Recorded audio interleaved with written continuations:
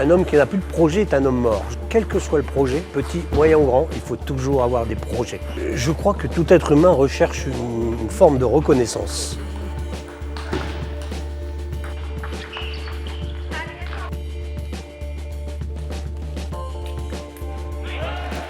La caméra et filme la balle. Il vient pas trop avec son verre, il vient comme ça et sur celle-là il peut que te la mettre diagonale.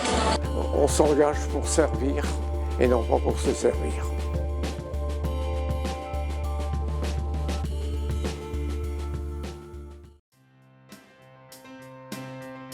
C'est plutôt tardivement que Michel découvre le tennis de table. À 10 ans exactement, après plusieurs sports de raquettes, son père achète une table pour l'installer dans son bureau et pour jouer avec les ouvriers. Michel est de la partie. Michel Martinez, 44 ans, directeur sportif et joueur du ZZ Lancy, club en Suisse, et coach aussi de haut niveau de Genève. Je suis ex-international français, ex-numéro 2 français. J'ai une dizaine de titres de champion de France de double et voilà, toujours en activité. Je suis numéro 96 français et numéro 1 suisse. Une suite presque logique.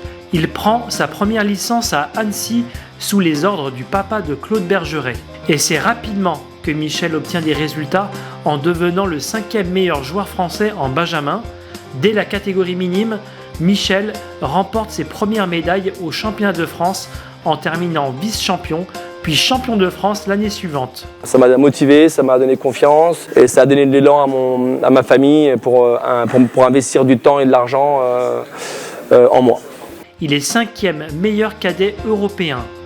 En arrivant chez les juniors, Michel remporte les championnats de France individuels les 3 années, puis remporte 2 fois d'affilée le top 12 national senior à 19 et 20 ans. Mais quelques mois plus tard, une blessure le stoppe dans son ascension européenne. J'ai toujours voulu être le meilleur. Ce qui est dur, c'est les blessures. Parce que j'étais prédestiné à être très très fort. J'ai gagné tous les titres français dans les meilleurs européens. C'est juste qu'après, ce qui est dur, c'est qu'on ne peut pas le faire parce qu'on est blessé. Quand tu es blessé 6 ans de ta carrière, c'est sûr c'est compliqué d'arriver au très très haut niveau. Mais je me suis toujours relevé. J'ai toujours gardé beaucoup d'humilité par rapport à ça. Les sacrifices que j'ai dû avoir contre des avis médicaux à des moments charnières de ma carrière et qui m'ont endurci. Ça m'a donné de la maturité. Voilà. Les portes du Ping Pro ne se ferment pas et à la fin de sa convalescence, il rejoint le club de Cesta à 21 ans. Il affronte alors les meilleurs joueurs français et internationaux du championnat.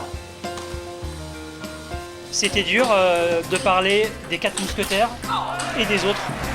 Ce qui était dur, c'était le discours des coachs à l'époque. C'est exactement ce que tu dis. Voilà, les 4 mousquetaires et les autres, alors qu'on était...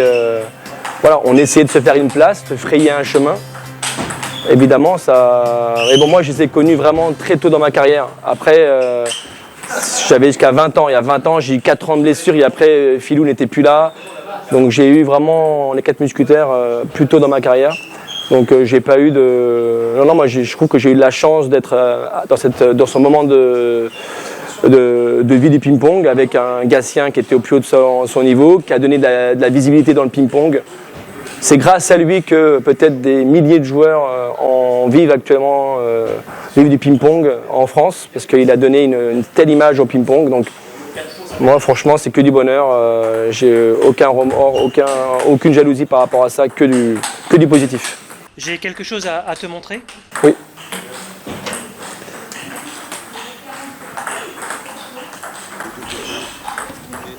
La fameuse finale 2006 contre Sébastien Jovert. Bah voilà, ça c'est un moment évidemment qui a été dur sur le coup, hein. Toujours une cicatrice qui ne se fermera jamais. Hein. La finale 2006, j'étais numéro 2 français. J'avais pas perdu un set avant la compétition en simple ou en double. Voilà, Sébastien Jovert était sur un nuage sur cette compétition. Il a fait le triplé d'ailleurs sur cette compétition. Où je menais facilement, même très facilement. Donc voilà, il y a eu un moment du match où ça a tourné sur un point qui s'arrêtait pendant 3 minutes, que j'ai rendu de façon fair-play.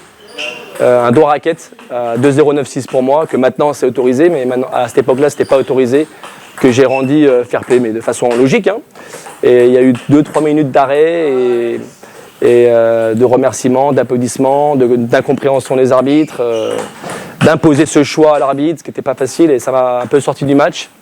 Je perds le set, je mène encore les 3 sets d'après facilement, et je perds le set, je ne sais pas encore comment, mais voilà, ça reste un moment difficile.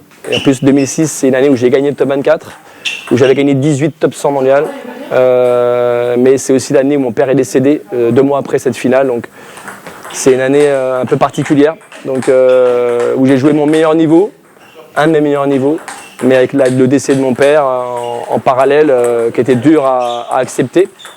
Donc voilà, une année 2006 qui restera vraiment dans les annales pour moi, dans tous les sens du terme. 2006, j'avais encore 27 ans, j'étais numéro 2 français, surtout pas la dernière finale. Sauf qu'en 2007, je me suis blessé encore un an. Je suis revenu après numéro 3 français, mais j'ai pas eu encore de finale, j'ai eu des demi-finales. Mais voilà, le niveau en France est très dense, hein, donc, mais j'ai surtout pas pensé que c'était la dernière. Je pensais que j'allais être champion de France un jour, et le destin en a décidé autrement, mais en tout cas, voilà, c'est le chemin de ma vie. Quand on parle Michel Martinez, on pense souvent à Christophe Legou. Vous avez eu de nombreux titres de champion en double, champion de France. Comment s'est formée cette paire ? Bah en fait, on a joué à Istres ensemble en 2005-2006, dans ces années-là. Hein. On a joué ensemble, c'était logique qu'on joue ensemble parce qu'on jouait en équipe à Istres ensemble, on jouait bien. Donc, il avait un partenaire de double, j'en avais un autre. Et j'avais Cédric Miro, on avait déjà été champion de France. Et lui, il avait Rodolphe Després, qui était un joueur beaucoup moins fort. Et voilà, on était 1 et 2 français. Donc voilà, le destin s'est fait qu'on était amis. En plus, à cette époque, on est devenus amis. On a joué ensemble pendant 5 ans à Istres, donc c'était avec Stéphane Lebrun qui était nous coaché, qui était le beau-frère, donc on s'entendait super bien, j'en ai encore les frissons, on a gagné 5 titres ensemble sur les 10-11 années qu'on a joué ensemble, donc souvent une année sur 2, on n'a jamais fait le doublé l'un sur l'autre, mais en tout cas voilà, on a eu une super carrière ensemble, on a adoré jouer ensemble, on a adoré relever les défis des jeunes à un moment donné. On est parti des fois, il est venu à Montpellier s'entraîner avec moi, je suis venu m'entraîner à l'INSEP avec lui avant les compétitions pour pouvoir perdurer en double. Donc on était les seuls qui pouvaient s'entraîner 3-4 jours, hein, des fois un petit peu moins, mais en tout cas on prenait le temps de s'entraîner en double et passer des moments ensemble. Donc on avait cette relation qui nous connectait. C'était pas l'un plus l'un, on était un duo et on jouait l'un pour l'autre. Et c'est ce que j'explique à mes joueurs sans cesse. Ils jouent souvent que pour soi en double et finalement c'est justement pas ça qu'il faut faire. On doit jouer la balle pour son partenaire et c'est vraiment une éducation en double. Et j'ai toujours eu cette éducation, je sais pas comment dans ma carrière, qui m'a connecté ça, mais c'est peut-être Pascal Conteux quand je jouais avec Yannick Marais, peut-être quand j'étais jeune. Voilà, on a vraiment cette sensation de partager quelque chose et des moments qu'on a retourné des matchs vraiment parce qu'on était un duo qui laissait rien passer et on s'entraidait. Voilà, c'était vraiment, voilà. C'est ces moments-là de partage avec Stéphane Lebrun qui nous a permis de renverser des montagnes et voilà, on en garde vraiment des souvenirs incroyables. Vous étiez une paire redoutée. Vous avez redonné de la valeur peut-être même au double. Je suis d'accord, il y en a certains qui ne jouaient pas trop les doubles à l'époque. Il y a 2 tableaux, nous on doit jouer les 2. Je ne comprends pas quand on joue une compétition sur 3 jours, on peut faire l'impasse sur une. Bon, je pense qu'on est tous aptes à gérer 2-3 tableaux sur une compétition. Voilà, moi j'ai joué en mixte aussi, 4 ou 5 titres en mixte. Avec Sabrina, avec Agathe Coste. J'ai toujours aimé cette cohésion de double, j'ai toujours été aussi un joueur de club après. Comme ma internationale était plus limitée, j'ai joué beaucoup en club et en fait, j'ai beaucoup adoré ces moments-là de partage entre le double ou les par équipe avec des échanges. Voilà, j'ai vraiment kiffé ces moments-là en fait, plus qu'en individuel en fait. Et bien voilà, le titre pour Christophe Legou et Michel Martinez.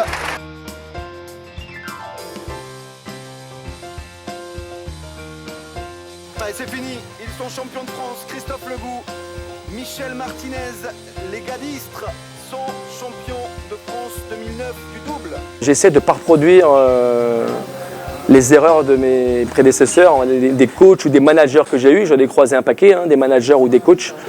On fait tous des erreurs, moi le premier. on ne va pas être parfait. Il faut se servir de nos erreurs pour plus en reproduire, mais en tout cas, moi, je me sers des gens que j'ai croisés, le parcours que j'ai eu pour essayer d'être le meilleur entraîneur possible, le meilleur manager, le meilleur directeur sportif, parce que mon rôle, il est totalement multiple actuellement. J'ai des casquettes de partout. Donc il faut avoir un panel de connaissances. Je me suis construit au fur et à mesure.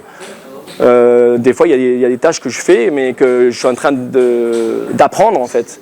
Donc voilà, mais oui, évidemment, je sais pas, pour moi, tout est inné.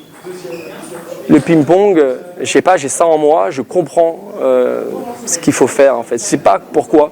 Je transmets des choses à mes joueurs, mais on ne me les a pas forcément apprises.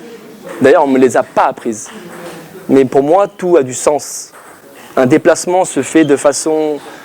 Tout doit partir des pieds, tout doit être timé, tout doit être... Je sais pas, pour moi, c'est inné. Je ne sais pas l'expliquer. Donc je pense que j'ai un don là-dessus, réellement.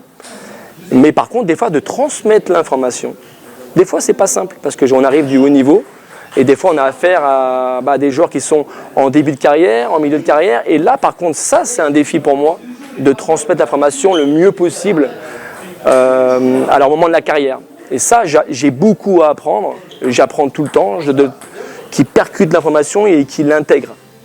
Et c'est ça le défi. Et c'est ça le plus dur, en fait. Parce que, voilà, pour moi, c'est comme respirer, en fait, des choses. Donc voilà, c'est ça le gros défi. Merci Michel. Merci à toi.